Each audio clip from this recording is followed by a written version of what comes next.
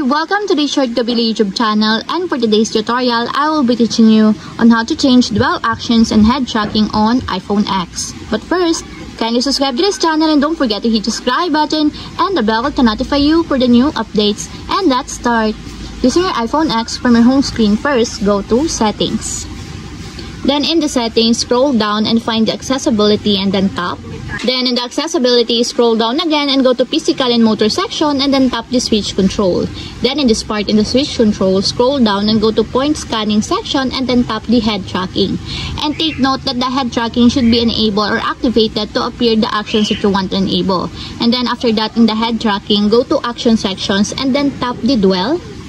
Then after that, in the dwell, you can now change here the actions that you want to enable. For example, you want to enable the select item under the scanner, just tap it until there's a check mark on the side, just like this. And lastly, if you want to change your action into home, for example, under the system, just tap the home until there's also a check mark on the side, just like this.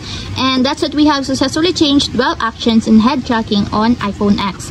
If you have a question, can you comment down below, and don't forget to hit the subscribe button and the bell to notify you for the new updates.